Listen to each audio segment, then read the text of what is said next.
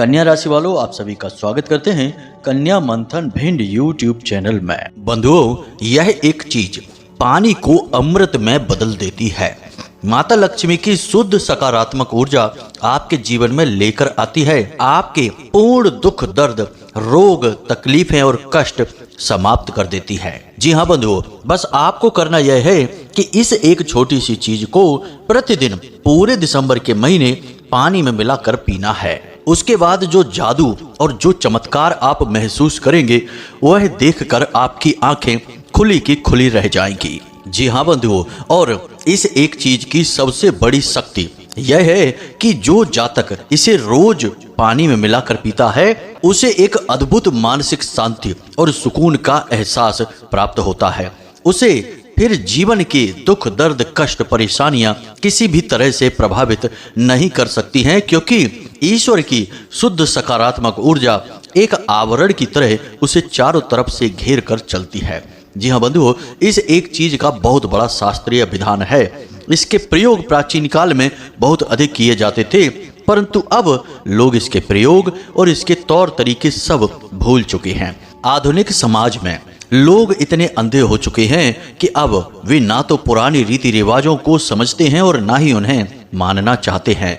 यदि कोई उनसे समझाकर उन्हें मनाने की कोशिश भी करे तो लोग उसे दकियानूसी, पुराने ख्यालों वाला कहने लगते हैं और उसका मजाक उड़ाते हैं। परंतु बंधुओं, जीवन की हकीकत और सार तो अध्यात्म में ही है, पुराने रीति रिवाज और परंपराओं में ही है, क्योंकि इन रीति रिवाजों, परंपराओं और गुप्त प्राचीन दिव्य चीजों में ही ईश्वर की परम ऊर्जा का निवास रहता है। और जब कोई इन चीजों का सही तरीके से विधि विधान से प्रयोग शुरू कर देता है तो उसके जीवन में ईश्वर का प्रेम बरसना शुरू हो जाता है।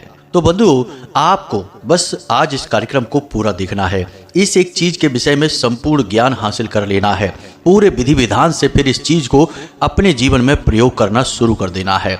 और आप देखेंगे कि कैसे आपके देखते देखते ही आपकी आंखों के सामने ही आपका जीवन बदलता चला जाएगा, सुनहरा होता चला जाएगा। बाकी माता रानी तो हैं ही आपका और हमारा सबका कल्याण करने के लिए। तो चलिए बंधुओं, बिना समय गवाए माता रानी को याद करते हुए आज के इस विशेष कार्यक्रम की शुरुआत करते हैं और आपको बताते हैं इस एक विशेष चीज के विषय में। तो कमेंट बॉक्स में पूरे प्रेम और भाव के साथ लिख डालिए, जय मां भद्रकाली कृपा करो। माता रानी निश्चित तौर पर आपके ऊपर कृपा करेंगी, हमें पूर्ण विश्वास है। इसी के साथ साथ बंधुओं, आपको बता दें कि यदि आप अपनी कुंडली का विश्लेषण कराना चाहते हैं, आप अपने जीवन में लगातार कष्ट परेशानियों से जूझ रही हैं, आपको समझ नहीं आ रहा कि जीवन में कहां जाएं, या आप कोई नया काम धंधा, व्यापार या नौकरी करना चाहते हैं और आपको सही मार्गदर्शन नहीं मिल पा रहा है, तो आप अपनी कुंडली अवश्य दिखवा लें।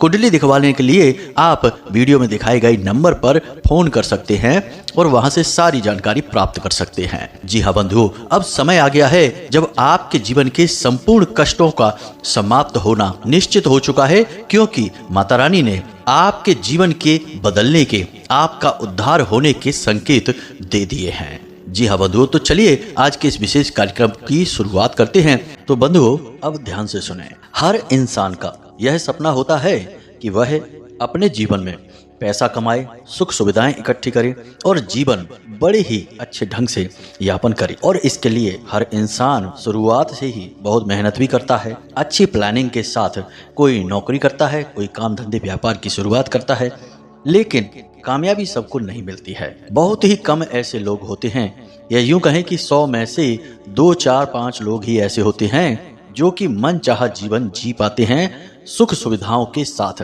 बाकी के सारे लोग केवल संघर्ष, दुख, तकलीफ और परेशानियों में ही जीवन को बिताते रह जाते हैं। धीरे धीरे समय के साथ ऐसा होता है कि उनकी इच्छाएं भी समाप्त होने लगती हैं। संघर्ष में और तकलीफों में जीवन इतनी बुरी तरह से उलझ जाता है, पिस जाता है कि फिर हर एक इच्छा, हर एक खुशी दम तोड़ देती है।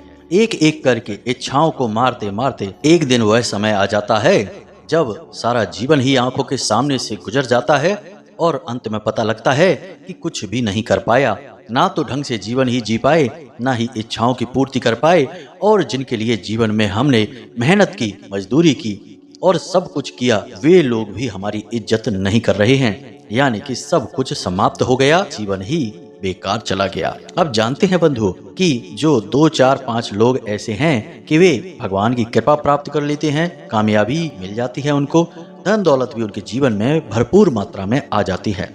ऐसा उनके साथ क्यों होता है? तो बंधुओं, इसका बहुत ही सरल सा जवाब है और हम आपको इसका जवाब कई बार पहले भी अपने कार्यक्रमों में दे चुके हैं और वह जवाब यह है कि नकारात्मकता। अब एक बात ध्यान से समझिए, आज का जो वातावरण है, जो समाज है, इसमें नकारात्मकता हर ओर फैली हुई है।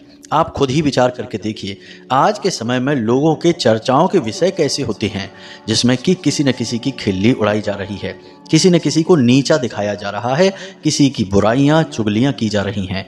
ऐसे विषयों पर लोग चर्चा करना पसंद करते हैं, लेकिन यह विषय तो नकारात्मक है।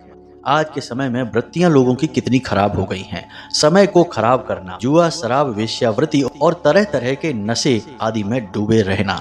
औरतों की भी हालत कुछ ऐसी है कि उन्हें भी जब तक इधर की उधर बातें नहीं कर लेंगी, इसकी उससे चुगली नहीं कर लेंगी, या यूं ही दिन में एक आध बार किसी से झगड़ नहीं लेंगी, चाहे अपना घर हो चाहे पड़ोस हो, तब तक उन्हें भी चैन नहीं मिलता है। आज का समय वह समय आ गया है बंधुओं, जब बच्चे समय से पहले बड़े हो जाते हैं और घर वालों की सुनना बंद कर देते हैं। बुजुर्ग जैसे नहीं होते हैं, बचपना दिखाते रहते हैं, जरा जरा सी बातों पर तुनक मिजाजी दिखाते हैं और घर का माहौल खराब कर देते हैं।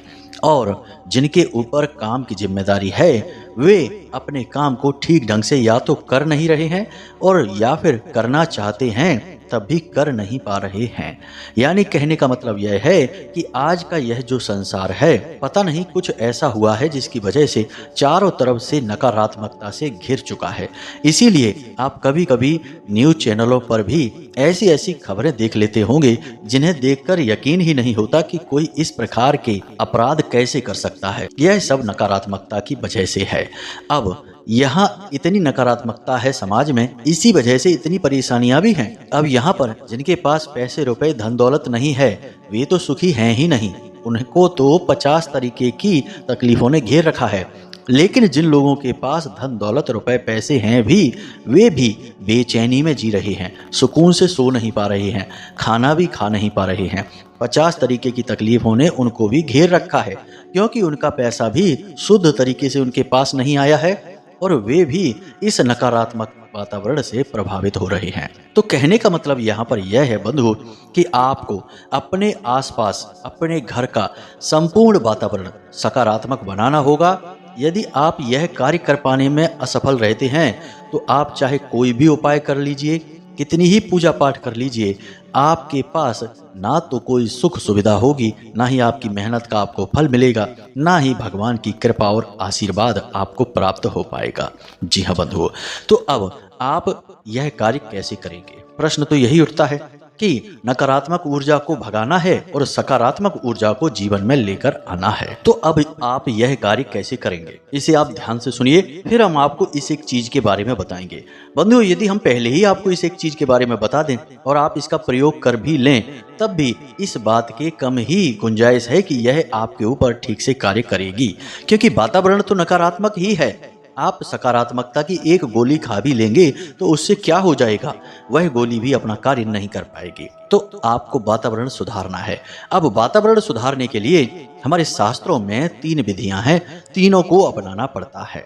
पहली है नियम, दूसरा है संयम और तीसरा है संस्कार। यानी कि ये तीनों चीज हमारे जीवन में शामिल होनी ही चाहिए। अब जरा पुराने जमाने में विचार करके देखिए, लोग कैसे रहा करते थे। उनके घर में और जीवन में चाहे भले ही धन संपत्ति कम हो, जो कि अक्सर हुआ ही करती थी। जरा अपना बचपन याद करके देखिए, जिनकी उम्र ज्यादा है, 25-30 साल पुरानी उम्र को याद करके देखिए। जब आप बचपन में थे, उस समय 10-20 रुपए भी बहुत हुआ करते थे। अक्सर लोगों के पास पैसे की तंगी हुआ करती थी। पैसे बचाने के लिए लोग पैदल यात्रा कर लिया करते थे और बचे हुए पैसे से नाश्ता कर लिया करते थे। यानी कि कहने का मतलब यह है कि भले ही धन दौलत रुपए पैसे कम होते होंगे, परंतु सुख, समृद्धि और शांति बड़ी गजब की हुआ करती थी। लोग चाहे खेतों में ही क्यों ना सोएं, लेकिन नींद बड़ी अच्छी आती थी। जीवन चाहे भले ही कितना ही साधारण क्यों ना हो, लेकिन शांति बहुत हुआ करती थी। तो कहने का मतलब यह है कि उस समय में चाहे कोई अमीर हो चाहे गरीब हो, सब एक जैसे थे, यानी कि सुखी, शांत और बेहद ही ऊर्जावान। जी हाँ बंधुओं, अब ऐसा क्यों होता था? पुराने जमाने के लोगों के अंदर ये 3 चीजें हमेशा गहराई से मानी जाती थी और उनके अंदर होती थी।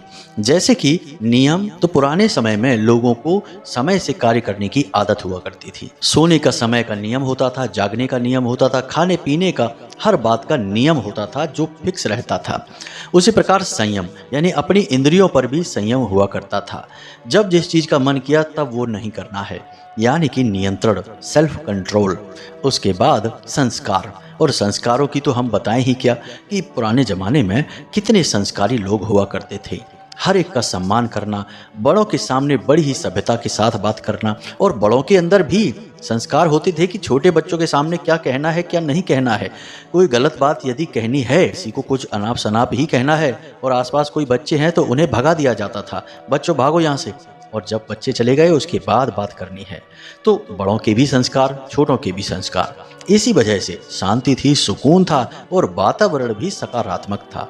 एक इंसान को तकलीफ होती थी तो 10 हाथ आगे बढ़ते थे उसकी मदद करने के लिए। लेकिन आज आप विचार करके देखिए, सरेआम बीच बाजार भीड़ भरे इलाके में भी यदि किसी के साथ कोई नाइंसाफी कर रहा है तो लोग अपना मुंह घुमाकर चले जाएंगे, कोई किसी की मदद नहीं करेगा। यही तो है नकारात्मक वातावरण की भीषणता। अब आपको अपने जीवन में क्या करना है? इन 3 चीजों को अपने जीवन में लेकर आना है। नियम बनाइए। आप यूं ही जीवन को बस बिताइए मत, जीवन को जियो। हर चीज का नियम बनाइए। मान लिया कि आप रात्रि में रात तक जागते हैं, कुछ कारण होगा, कुछ काम होगा। सभी के पास तो नहीं होगा, लेकिन कुछ लोगों के पास ऐसा काम होगा जो रात्रि में ज्यादा देर तक होता होगा। तो आप रात्रि में देर तक जागिए, सुबह भी देर तक थोड़ा सो लीजिए, कोई समस्या नहीं है। रात्रि को 12 बजे तक 1 बजे तक जागे हैं तो सुबह 7 बजे तक जाग जाइए या फिर 8 बजे तक जाग जाइए। अब यह नहीं है कि दिन में भी 12 बजे तक सो रहे हैं। कोशिश आप यह करिए कि सूर्यास्त होने से पहले भोजन करिए, रात्रि को 9 या 10 बजे के बीच सोइए और सुबह 4 बजे जाग जाइए। यही सर्वोत्तम दिनचर्या है। इसी के अनुसार नियम का पालन होता है। अन्य चीजों के लिए भी अपने नियम बनाइए, जैसे कि समय से पूजा पाठ करना, समय से व्यायाम करना, समय से मंदिर जाना, समय से सभी कार्यों को व्यवस्थित करना, यानी हर एक कार्य को समय से करना। यही है नियम। उसके बाद संयम। संयम मतलब कि अपनी इंद्रियों पर नियंत्रण करने की कोशिश करिए। यूं ही कुछ मत खाइए, यूं ही किसी के साथ गप्पे मत हाँकिए, यूं ही किसी भी बात को मत कह दीजिए, यूं ही कुछ भी मत करने लगो। यह सब इंद्रियों के भोग हैं और इनसे आपके संस्कार क्षीण होते हैं, कमजोर होते हैं। तो अपने संस्कारों को मजबूत बनाने के लिए आपको अपनी इंद्रियों पर भी नियंत्रण बनाना पड़ेगा। जब आप अपनी इंद्रियों पर नियंत्रण बना लेंगे तो फिर अपने संस्कारों को याद करिए। हमारी हिंदुस्तानी परंपरा, हमारे रीति रिवाज, बड़ों के लिए सम्मान, छोटों के लिए प्रेम, पूजा पाठ, भगवान के लिए सम्मान, धर्म के लिए प्रेम, ईश्वर के लिए जिनकी हम पूजा करते हैं, भूल से भी उनके लिए ना तो कभी कुछ गलत सुने ना ही कुछ गलत बोलें। इन सब बातों को आप मानिए। आप यकीन करिए कि आप इस आचरण को करके देखिए, आप कुछ ही दिनों में अपने जीवन में परिवर्तन महसूस करने लगेंगे, क्योंकि सकारात्मक ऊर्जा की धारा फूट पड़ेगी आपके जीवन में। जी हाँ बंधुओं, ये केवल बातें नहीं हैं, ये जीवन को बदलने के महत्वपूर्ण कदम हैं। जी हाँ बंधुओं, यकीन मानिए, जीवन कोई खेल नहीं है, ये मजाक नहीं है। इसे गंभीरता से लेना चाहिए, क्योंकि एक बार यह हाथ से निकल गया तो दोबारा फिर नहीं मिलेगा। जो समय गुजर गया, हमने यूं ही बर्बाद कर दिया, वह वापस नहीं आएगा। अगर आ सकता तो दुनिया में लोग कितने हैं जो अपने समय को वापस मंगा लेते, पुनः जवान हो जाते। बूढ़ा कौन होना चाहता। बंधु, इन बातों की गंभीरता को अवश्य समझें। अब कुछ जरूरी कार्य हैं जिन्हें आपको नियमित तौर पर करना चाहिए, जैसे कि आपके घर के मुख्य दरवाजे पर सुबह और शाम जल का सिंचन अवश्य होना चाहिए और गाय के घी का एक दीपक अवश्य जलाया जाना चाहिए। दूसरा कार्य, आपके घर के जो ऊर्जा के क्षेत्र हैं, केंद्र हैं, उन पर ध्यान दें, जैसे कि घर का ब्रह्म स्थान हमेशा साफ सुथरा होना चाहिए, यानी घर के ठीक बीचों बीच का स्थान साफ सुथरा होना चाहिए और वहाँ पर माता तुलसी की स्थापना करनी चाहिए। अब यदि वह कोई कमरा पड़ जाता है तो कोई बात नहीं, तब भी उस कमरे को हो सकता है खाली रखें, आप जितना रख सकते हैं, और साफ सुथरा रखें। अपने घर का ईशान कोण यानी पूर्व और उत्तर दिशा के बीच की जो दिशा है उसे बिल्कुल साफ सुथरा रखें, खाली रखें, और वहाँ पर एक बेलपत्र का पौधा स्थापित करें और शिवलिंग को वहाँ पर लाकर रखें। इसी प्रकार घर के वायव्य कोण में, यानी कि आपके घर की जो उत्तर दिशा है और पश्चिम दिशा है, इसके ठीक बीचों बीच में वायव्य कोण होता है। इस दिशा में आप धन का एक कटोरा रखें, कांच का एक कटोरा लें, उसमें सिक्के भर दें ऊपर तक पूरे, और उसके बाद पूरा जल भर दें और सिक्के को उसमें डुबा दें। इस कटोरे को आप वहाँ रखें और हर 3 दिन में इस पानी को बदलते रहें। इस पानी को निकालकर अपने घर के दरवाजे पर सिंचित करें और नया पानी इसमें भर दें।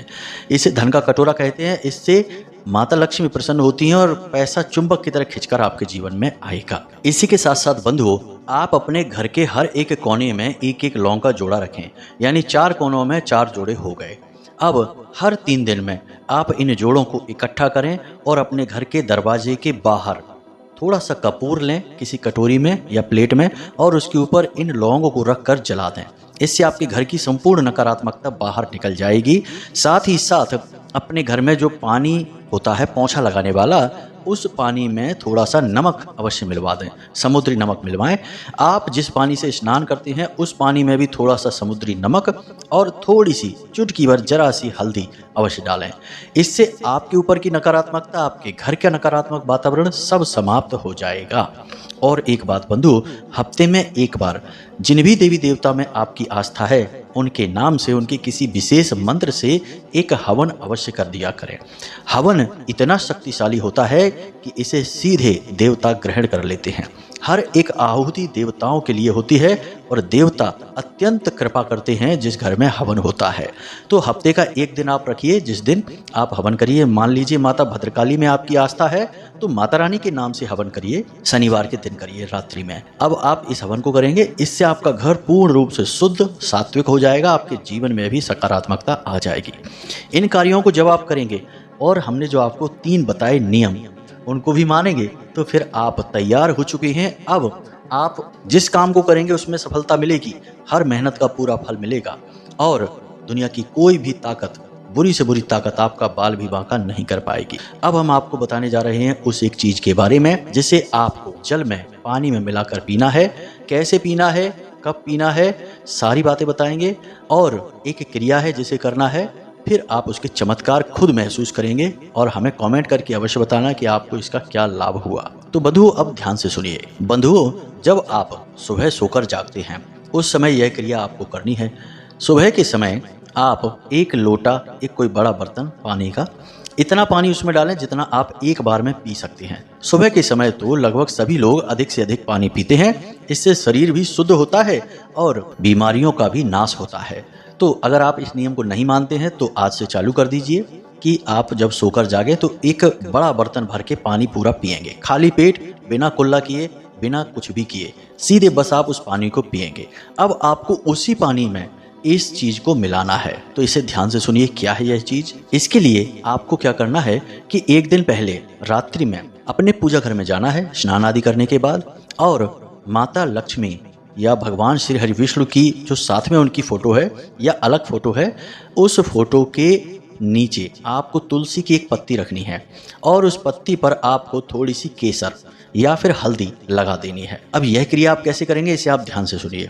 स्नान आदि करने के बाद आप अपने पूजा घर में तुलसी माता से एक पत्ती लेकर गए हैं। याद रखना कि तुलसी माता से पत्ती आपको सूर्यास्त के बाद नहीं तोड़नी है, सूर्यास्त से पहले तोड़नी है। और पत्ती हम यूं ही नहीं ले सकते, इसका भी संस्कार है।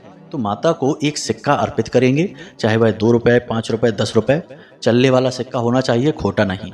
तो आप माता को एक सिक्का अर्पित करेंगे और उनसे निवेदन करेंगे कि माता रानी, हम इस कार्य के लिए आपसे एक पत्ती लेना चाहते हैं और हम चाहते हैं कि आप अपनी कृपा इस पत्ती के साथ हमें दें और हमारा कार्य सिद्ध होने में हमारी मदद करें। आपको यह कहकर माता रानी से एक स्वस्थ पत्ती लेनी है। पत्ती टूटी फटी ना हो, दाग ना हो, बड़ी हो और साफ सुथरी हो, ऐसी पत्ती आपको ले लेनी है। और अब आपको क्या करना है कि इस पत्ती को ले जाकर अपने पूजा घर में माता लक्ष्मी और भगवान श्री हरि विष्णु के चरणों में रख देनी है। और इस पत्ती में आपको थोड़ी सी हल्दी लगा देनी है, हल्का सा गंगा जल इसके ऊपर छिड़क देना है और उसके बाद गाय के घी का दीपक माता रानी के सामने जलाना है।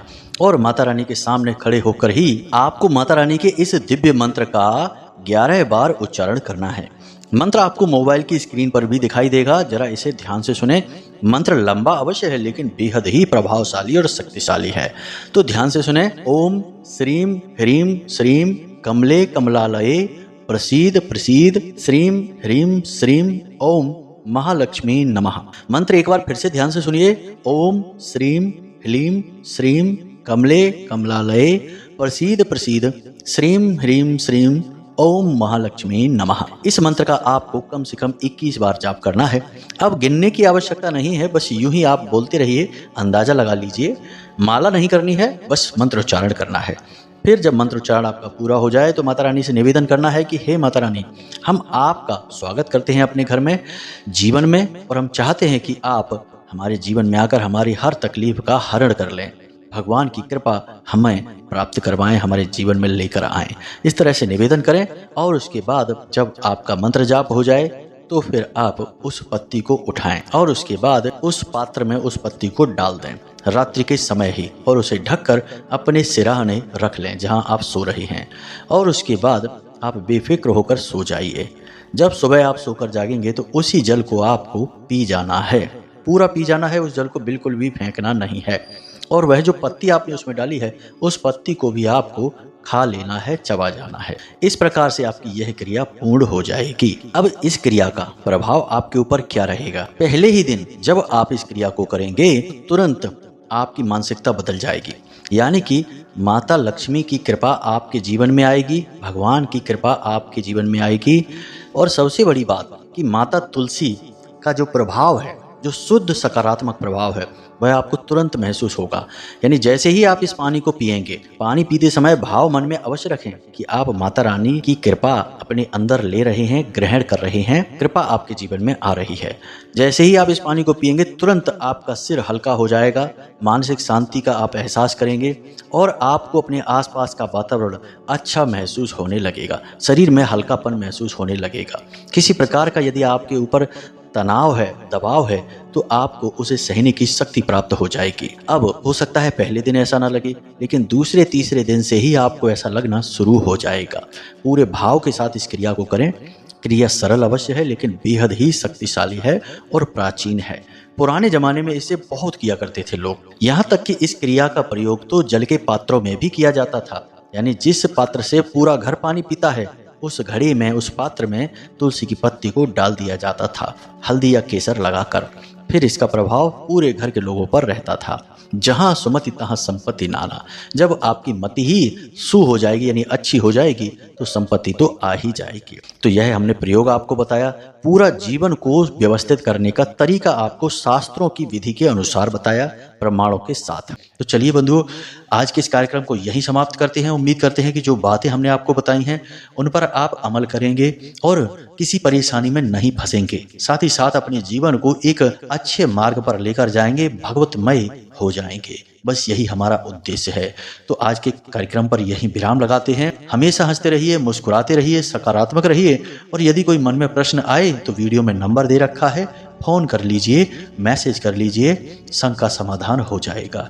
तो प्रेम से बोलिए जय माई की, जय माँ भद्रकाली, जय माई की, जय माँ बगलामुखी। माता रानी आपके ऊपर पूर्ण कृपा बनाएंगी, हमें पूर्ण विश्वास है। धन्यवाद।